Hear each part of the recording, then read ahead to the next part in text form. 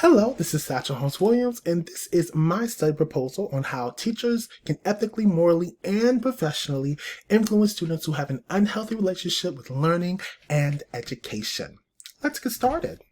So first off, a little bit about me, and the background and the basis of this entire study proposal is the fact that I am a K-12 educator for 5 years, and I've encountered two distinct groups of students, those who undervalue education and those who overvalue education. Normally, if you undervalue education as a student, you just have a general lack of care about your education, versus those who overvalue education generally overemphasize grades rather than attaining content knowledge.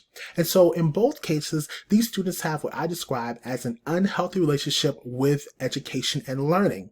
And these relationships, as I have observed, and as we will see from some of the reviewed literature, does come from a child's upbringing and the forces in their lives that have nothing to do with the formal education classroom setting. So the purpose of this study is to propose research methods to find ways that teachers can positively influence the students within their classroom that have an unhealthy educational relationship without compromising their ethics, morals, and professionalism, since all teachers are held by an ethics, both internally in themselves and within their various school structures. Of course, we all have morals and we want to remain professional. So I thought I'd explicitly spell that out. My research question is basically the same thing. How can teachers ethically, morally, and professionally influence students who have an unhealthy relationship with learning and education? So some significance of this study. If this study were to be enacted and we were able to get some data, we could find some solutions to some common problems that we see. First off, we can help to create a less stressful learning environment for students. If students have a more balanced, well-rounded relationship with education, we can see stress levels from both ends of the uneducational or unhealthy educational relationship have just a decrease in stress. This can also produce some more well-rounded students while also limiting some of those student-related stressors that teachers can have.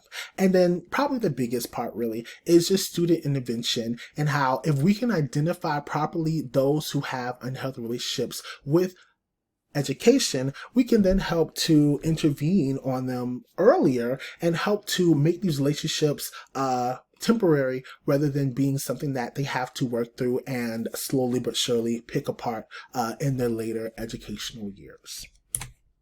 So moving on to some literature, we do have 4 examples of how student upbringing has a huge role in a child's outlook on learning and how they learn. I'm going to focus on the last 2, however, please feel free to read all of these. And of course, my full proposal will have all of these in a great detail. So starting with Singh et al. 2022, they did find that a parent's education level did have a direct and indirect correlation with the vocabulary size within their infant children. So in this study, we see that as early as infancy, parents and the environment in which a child is brought up has a huge role in how they learn, because again, vocabulary size, things like numbers, shapes, colors, these things are learned at home. And if these are not foundations that are valued or that are overvalued within the child, once they get to start their formal education within public, private, charter, etc. schools, this can then cause a building that's basically on sinking ground, right? And it can make those unhealthy relationships with education fester even more. We do also have another one I want to highlight. Boulder and Actan from 2021 found that parents' attitudes at home, so again, how parents interact with, treat, and discipline their students, have a significant effect on a student's self-efficacy, their personal responsibility levels, and their academic motivation. And so again, all 4 of these show the significance of upbringing, how parents are truly the first teachers. And so if these students are coming from environments where it's unstable, where maybe parents took too much care or too little care in their students' education, then once they get to teachers at the elementary, middle school, and of course high school level and beyond really, this can again be the foundation that could sour that educational experience for all parties involved.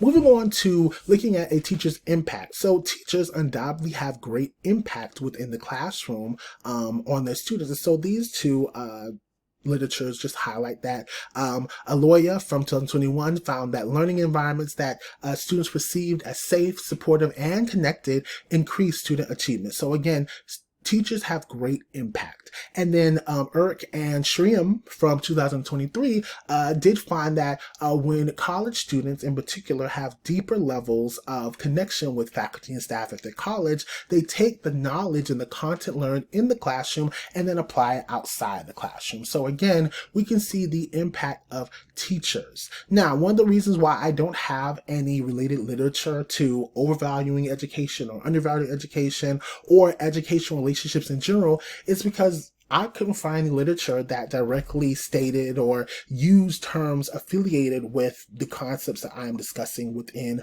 my research proposal. There are many of studies out there that show correlation between upbringing and teacher impact on student, but there really aren't any literatures that I could find that specifically talk about this topic, about undervalued and overvalued students of education. So hopefully, hey, we could be the first ones. So looking at some research methods. So I did want to take a mixed research method approach. So we have a quantitative method, which is basically us taking 300 students, so 150 students from one Georgia high school and 150 students from a Georgia middle school, and having those students that have been self-identified, administratively identified, teacher identified, or research identified as having an unhealthy relationship with education, and giving them a survey that kind of details in a quantitative manner, of course, their relationship with learning, their upbringing, teachers, their school, etc. And then we will do an analysis on these surveys that we collect, a descriptive statistical analysis. Then on the qualitative side, we would take some of those surveyed students, 20 to 25 of them from each school, so a total of 40 to 50, and then we would interview them and ask them some more personal, thought-provoking questions that stem from some of the topics listed within the survey, and most importantly, really, get feedback on what they feel a teacher can do to positively influence them within the classroom environment. And with this method, we would then do a thematic analysis, analyzing some of the themes in the responses of those interviewed. So finally, I did want to put in some examples of each. So some survey question examples. Again, these are all going to be quantitative in nature. So no open-ended questions. These would all be rate yourselves or rate trueness. So again, these would be like Likert scale, like questions, not necessarily a Likert scale, but that kind of scale where everything is numerical based.